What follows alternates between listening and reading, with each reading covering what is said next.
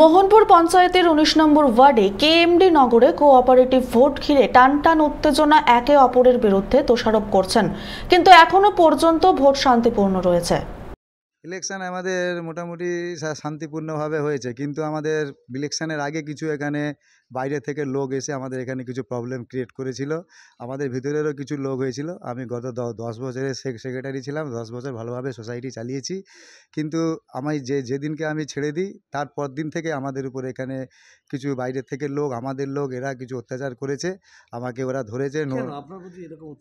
অত্যাচার হয়েছে একমাত্র ওরা হচ্ছে ক্ষমতা দখলের লড়াই। আমরা এখানে, ওরা কিছু করে না। আমরা এখানে স্বার্থের প্রতি আমরা নেই। আমরা সামগ্রিক স্বার্থ, যেটা সোসাইটির স্বার্থের প্রতি আমরা সব কাজ করেছি। ওরা ব্যক্তি স্বার্থ হিসেবে ওরা কাজ করেছে। ওরা চায় সোসাইটিটাকে একটা বিজনেসের জায়গা, একটা ইনকামের জায়গা করতে, কিন্তু সেই জায়গাটা আমি বাধা দিয়েছি। সেই জন্য ওরা যত আমার উপরে রাগ আছে, আমাকে তুলে নিয়ে গেছিলো, কিডন্যাপিংয়ের চেষ্টা করেছিল। আমাকে নিয়ে গিয়ে যেদিনকে আমাদের এখানে নমিনেশন পত্র তোলা হয়, সেদিনকে আমাকে ওরা আটকে রেখে আমার প্যানেলে যারা ছিল সবাইকে বলেছিল নমিনেশন পত্র তুলতে, তারপরে আমি তোমাকে করব। এই করে ওরা আমার উপরে প্রচুর অত্যাচার করেছে। আমি অত্যাচারের বিরুদ্ধে আমি দাঁড়িয়ে আছি। এখানে আমি কোনোরূপ কাউকে নিজস্ব কোনো স্বার্থের এখানে করতে দেবো না। অভিযোগ আছে আমাদের নিজেদের ভিতরে 3-4 জন অভিযোগ আছে। সেই অভিযোগ আমি জানিয়েছি, যেখানে জানানোর প্রশাসনিক লেভেলে আমি অভিযোগ জানিয়েছি।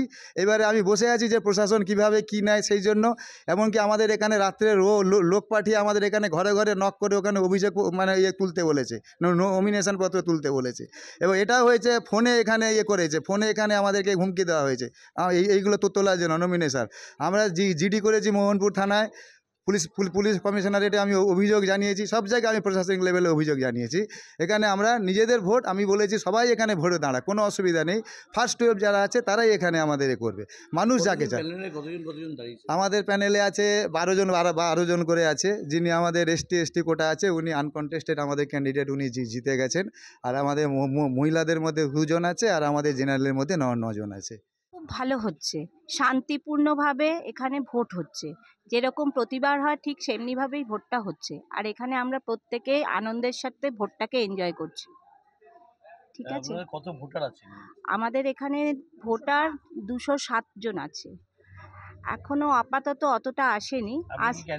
আমি ক্যান্ডিডেট না, আমি এখানকার আবাসনের একজন আবাসিক। আমার হাজব্যান্ডের নামে ফ্ল্যাট আছে, কিন্তু আমরা আবাসনটাকে যাতে ভালো হয় সেই জন্য ভোটার সবাই মিলে একসাথে থাকতে পারি, এই জন্য আমরা ভোটের জন্য সাহায্য করছি সবাইকে। অনেক জায়গায় দেখা যাচ্ছে জলে ভর্তি রয়েছে, কি বলবেন? ওটা সমস্যাটা আজকের না। এখানে আমাদের একটা বিশাল বড় প্রজেক্ট হচ্ছে, ফ্লাইওভার।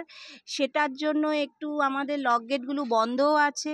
তারপরে খালটাকে আমাদের সংস্কার করতে হবে। সবাই মিলে যারা আসবে, ফেজ 1 ফেজ 2 সবাই মিলে আমরা পঞ্চায়েতে যাব। বা এত বছর করা হয়নি কারণ দিনে দিনে তো জায়গাটা বসছে। হ্যাঁ, আর এটা তো একটা নিয়ম যে জায়গা বসবে, তো জলটা অটোমেটিক, রাস্তা উঁচু হচ্ছে, জল হচ্ছে, ড্রেনেজ ব্যবস্থাটা সঠিকভাবে করা হয়নি। এখন করা হচ্ছে, কেন ফ্লাইওভারটা শুরু হচ্ছে। একটা বড় কাজের জন্য তো আমাদের কিছুটা কষ্ট ভোগ করতেই হবে, একটা ভালো কাজের জন্য। তো ফ্লাইওভারটা চালু হয়ে গেলে ড্রেনেজ ব্যবস্থাটা করা হচ্ছে, সেটাও ঠিক হয়ে যাবে। সাংসদ তো বলছে আমাদের সাথে আছে এবং উনি যথাসম্ভব আমাদের সাথে থাকবে এবং চেষ্টা করবে। মোহনপুর থেকে অরিন্দম চ্যাটার্জির রিপোর্ট, চ্যানেল 24/7।